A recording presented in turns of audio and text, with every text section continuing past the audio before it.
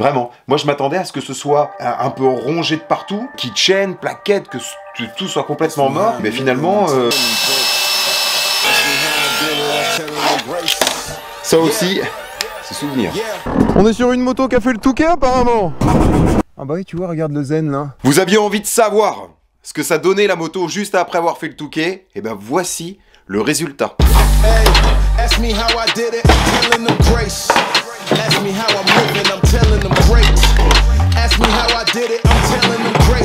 Une chose est sûre déjà, c'est que la plaque frontale de la moto avec le numéro, ça je vais le garder en souvenir. On a le papa de Clément, Bruno, que vous avez top, oh là là là là, que vous avez aperçu dans la précédente vidéo, au sujet du Touquet, qui nous a ramassé du sable dans une petite pochette plastique. Alors je vais vous dire un truc, quand j'ai nettoyé le camion, quand j'ai enlevé, il y en avait de partout. J'en ai quasiment récupéré autant. Mais bon, notre petite pochette, elle est là, ça fait plaisir. On va conserver le dossard, bien évidemment, avec la queue plat. Honnêtement, franchement, quand je vois ça, que je le tiens encore dans les mains, je me dis, j'ai encore du mal à réaliser que j'ai fait ce genre de truc. Je me dis, mais c'est complètement dingue. Bah oui, encore une fois, c'est un truc de fou. Donc j'ai décidé de vous faire cette vidéo-là, et puis ensuite on passera à autre chose, parce que le Touquet c'était une très très belle expérience, mais on va pas parler de ça pendant 107 ans non plus. Alors là, faut savoir un truc, c'est que ce que vous allez voir, c'est l'état général de la moto après la course et aussi après l'entraînement hivernal. Ça va regrouper là l'état dans lequel elle est maintenant, ça va regrouper, ça va englober. Ah, ça c'est un magnifique mot de vocabulaire, on va englober.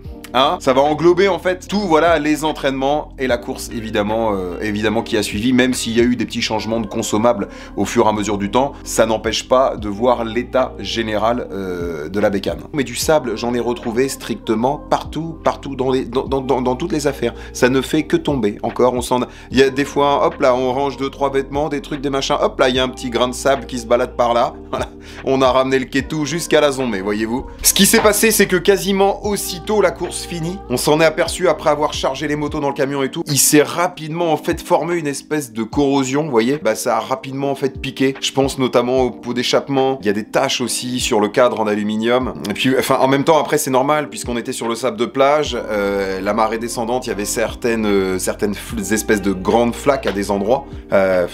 J'ai beau essayer de vous parler de ça avec un certain détachement, vous dire oui, il y avait des flaques à des endroits, mais j'ai tellement les trucs en tête. Là, c'est tellement frais encore, je me revois traverser comme ça.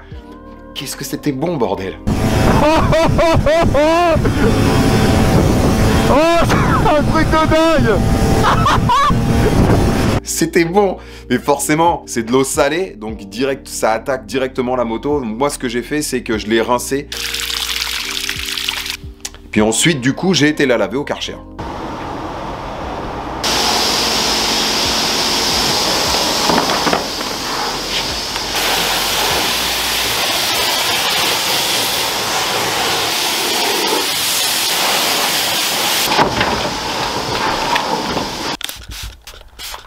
Mais franchement, sachant que la machine, elle a roulé pendant 3 mois depuis début novembre, en fait, finalement, que dans du bleu ça, vraiment.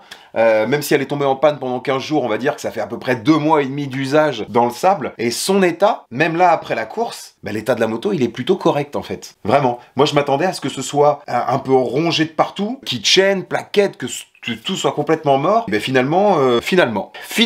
Un des trucs que cette période elle a vraiment marqué, c'est la roue arrière. Les rayons, ça les a vraiment ternis. Le sable, on le voit beaucoup sur les motos qui font quasiment que ça. Mais ici, si vous avez des jantes de couleur, par exemple sur les nouvelles YZ, moi j'en ai vu certaines dans les parcs pilotes, il n'y a plus de bleu du tout.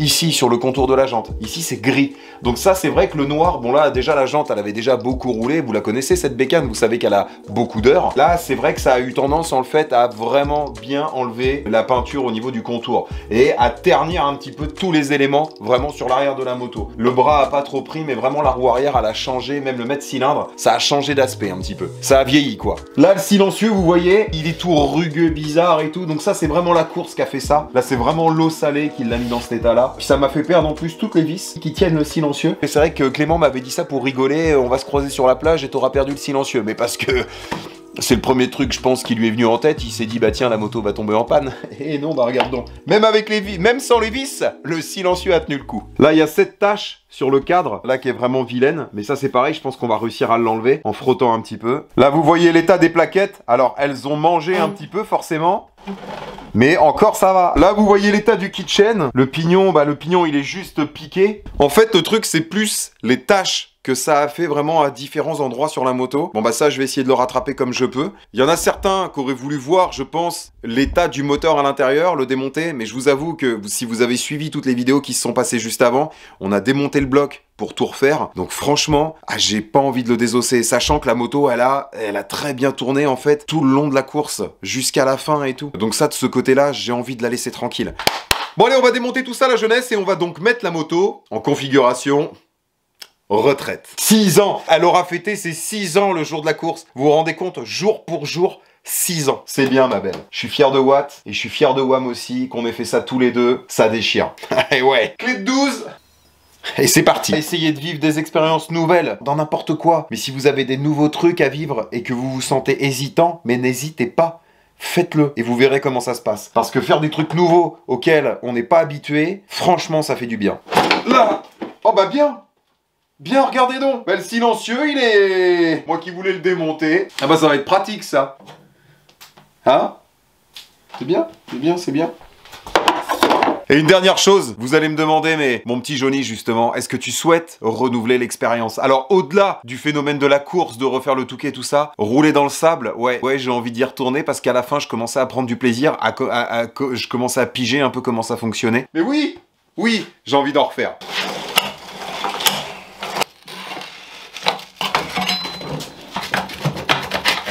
Vous voyez là sur le carter moteur derrière, bah c'est vrai que ça a tout taché un petit peu comme sur le cadre, le bras oscillant. On le voit bien dans le frein arrière. Vous voyez, même avec le lavage, il en reste tout le temps. Puis là, celui-ci, il est vraiment... il est collé là. Donc c'est surtout ça en fait qui est long. L'après Touquet en fait, moi je suis à peu près tranquille par rapport à l'usure des pièces. En revanche, eh ben, on a beaucoup de nettoyage.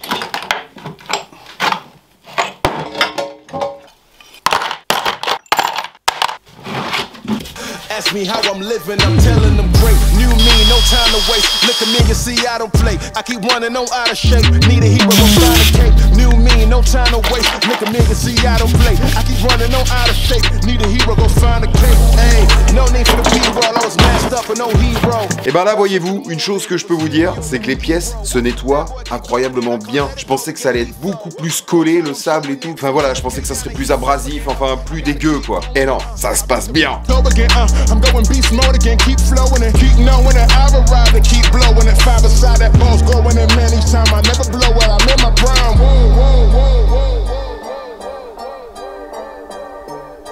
Alors dans le camion, j'avais mis un rotor d'allumage avec un stator au cas où il arrivait quelque chose avec la moto quand j'étais parti rouler avant le Touquet avec. Bah là, juste avec l'air marin qu'il y a eu là-bas, le rotor il a piqué de partout. Tenez, pendant que je suis en train de changer la cale à l'admission, on va l'apercevoir. Ça, c'est notre piston au fond. Il a les marques d'usage normales, quoi. Non, c'est bien, hein. De toute façon, il y a un élément qui joue énormément, c'est la filtration de la moto. Dès l'instant où on a bien équipé sa machine, que le filtre à air, il est bien graissé, qu'il y a la chaussette et tout pour le sable, en théorie, il n'est pas censé y avoir d'impureté qui passe par le manchon, ce qui fait que vous gardez votre alimentation vers la moto relativement propre. Faut juste faire attention au démontage quand on enlève le filtre pour pas faire tomber éventuellement des grains de sable dans le manchon. Voilà, si c'est bien protégé, il n'y a pas de raison qu'il y ait quelque chose qui se passe mal, quoi. Alors du coup, j'ai remis les pièces version enduro sur la moto. Bah écoutez, on est bon, hein. On va pouvoir renquiller le derrière de la mob, version enduro avec sa route 18. Bon bah c'est bien, je suis content, ça se goupille bien en tout cas notre affaire. On va regraisser tous nos axes et tout, on remboîte ça. Ask me how I did it, I'm telling them grace. Ask me how I'm living, I'm telling them great. Ask me how I did it, I'm telling them grace. Ask me how I'm living, I'm telling them great. New me, no time to waste. Look at me, you see I don't play. Alors là en revanche, le roulement qui va là, la roulette de chaîne, ah lui il est carbonisé mon frérot. Là c'est mort, c'est mort.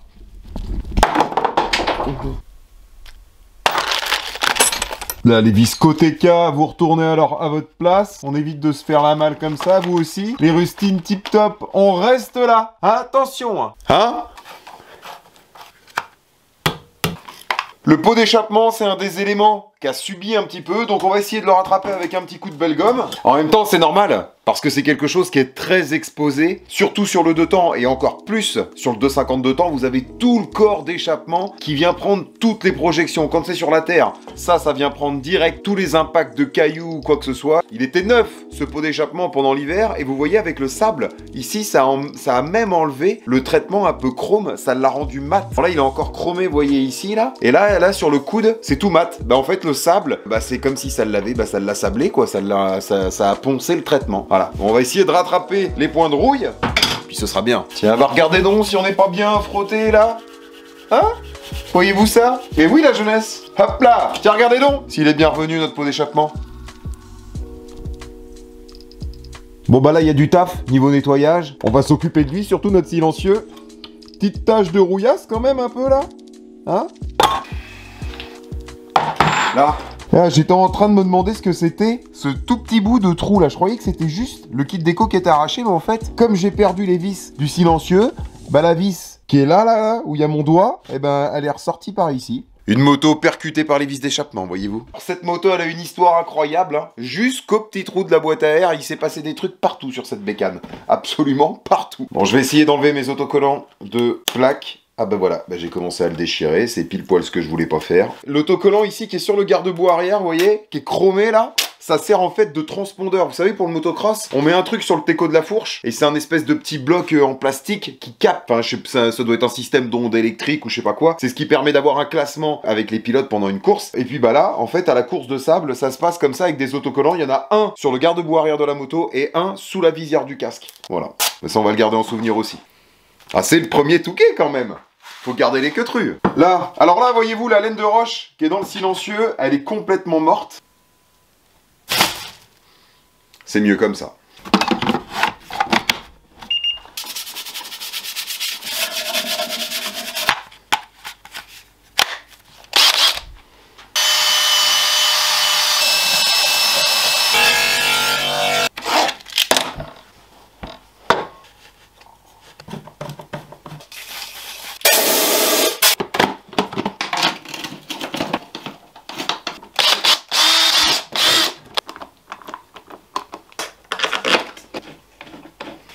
Bah voilà, c'est quand même plus propre comme ça.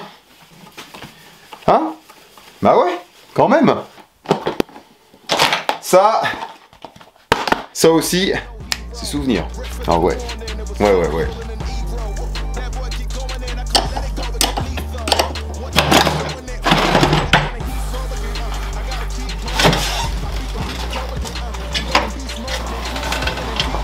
Vous voyez le look de cette bécane comme ça, là en mode enduro, avec le gros réservoir et tout. Comment ça biche? Ah, moi je suis piqué, hein. Elle est trop belle comme ça. Alors, ça va être une retraite, mais une retraite modérée, parce que ça donne quand même envie de grimper dessus. C'est mitigé ces propos là, c'est mitigé quand même.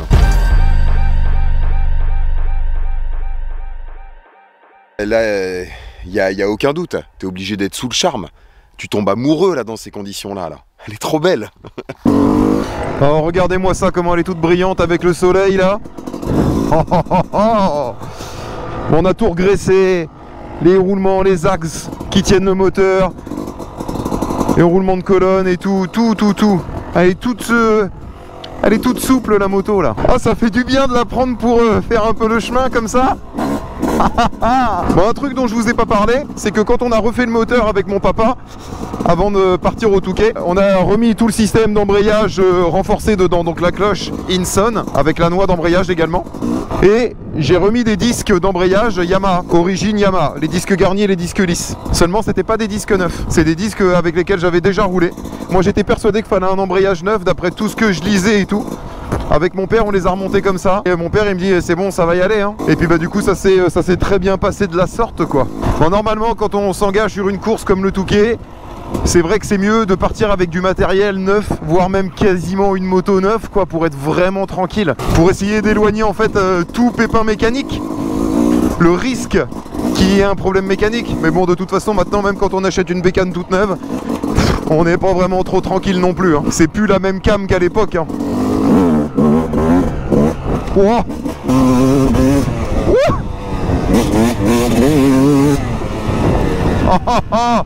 Oh, pas de la salir.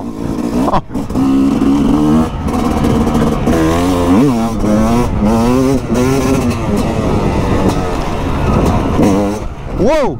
Bon là on va pas faire le mec trop courageux hein. Bah si déjà j'ai du mal à monter sur que bordel. On est sur une moto qui a fait le Touquet apparemment. Ben oui, comme vous pouvez le voir. Et elle va plutôt bien, regardez donc. On dirait même pas qu'elle a bouffé un hiver de sable la moto comme ça là. Bravo, félicitations, bah merci, merci. Elle est prête à encaisser encore pendant un moment.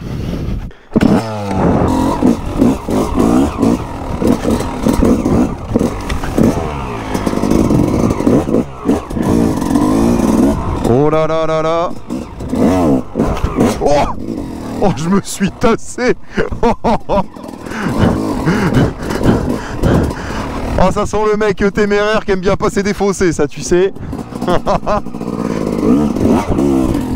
Le mec il est meilleur à faire des roues arrière sur le bitume. Là vous voyez, hop là. Là à ce moment là je suis en train de vous le filmer là. Aujourd'hui, je veux que la vidéo elle sorte ce soir, ce jeudi là.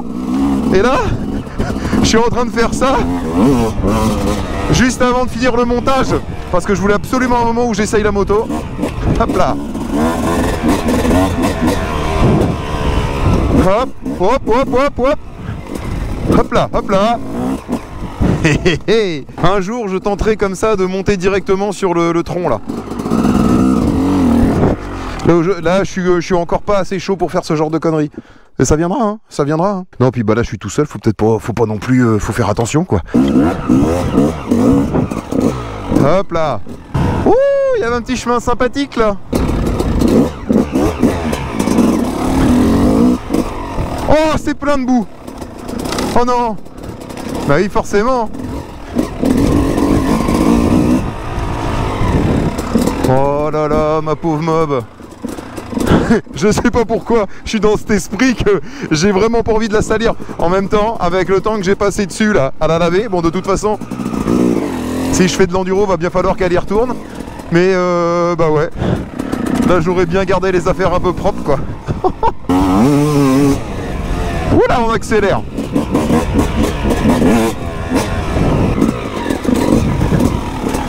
Hop là.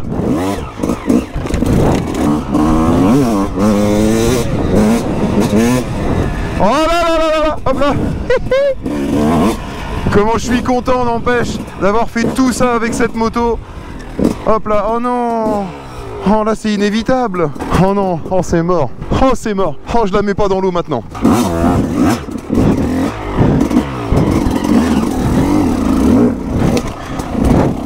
Je suis content d'avoir fait tout ça avec cette bécane.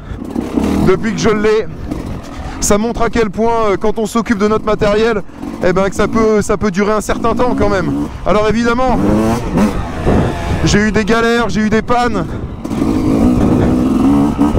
Mais voilà, après 6 ans de service, certainement maintenant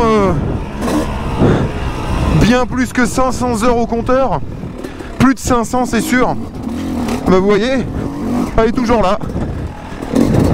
Ça y va. Oh là, oh là, oh là. Un peu trop d'eau là aussi. Moi je suis en train de m'éclater là. J'ai la vidéo à finir de monter juste après. Faut pas que je traîne quand même hein.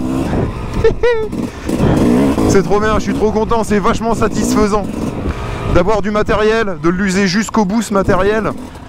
C'est trop bien, c'est trop bien. Bon alors là je sais pas où je vais, mais j'y vais.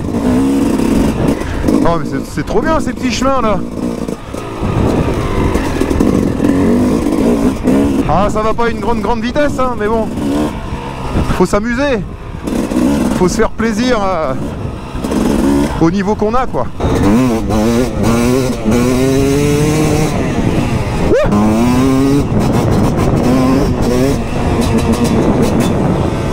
Oh c'est trop bon. Bon bah alors là les frérots, je viens de me prendre un truc dans le zen. Ça doit pisser le sang. Ah c'est sûr, un bout d'épine ou je sais pas quoi. Bon allez.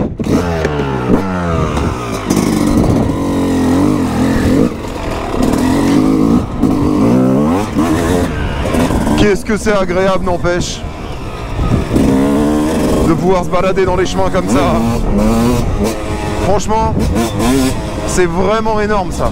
Ça c'est un plaisir de malade.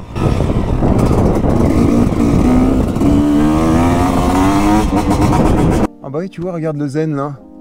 Putain, je me suis coupé tout le zen en dessous là. Oh, c'est pas grand chose, ça va s'arrêter. Petite blessure de guerre. 1500 €, c'est ce que ça m'a coûté environ pour faire le Touquet, entre le prix de l'engagement, les dépenses de gasoil, d'essence et tous les petits trucs qu'il y a à côté, il faut regrouper à peu près cette somme là. Les dépenses qu'il y a eu avant pour faire les entraînements, comme je vous avais expliqué précédemment, on n'a rien à proximité de chez nous pour s'entraîner, donc fallait vite faire de la route, 2h30, 3 heures de voiture. Toutes ces dépenses qu'il y a eu avant pour l'entraînement, même en ce qui concerne le changement de pièces, tout ça je l'ai pas forcément calculé parce que je voulais pas m'empêcher de vivre quelque chose de nouveau. Après c'est vrai que l'argent ça va, ça vient, faut être en accord avec soi-même quand on a envie de faire un truc. Si on a envie d'aller jusqu'au bout du truc, bah faut l'assumer, faut aller jusqu'au bout, et c'est ce que j'ai eu envie de faire, donc faut aller passer par la case entraînement, et puis voilà. Et la finalité du truc, c'est surtout que je peux vous dire que je suis super content d'avoir fait tout ça, aucun regret, c'était trop bien. Peu importe les dépenses et tout, ça vaut largement l'expérience vécue. On va donc clôturer la page Touquet 2023, et on se retrouve très prochainement.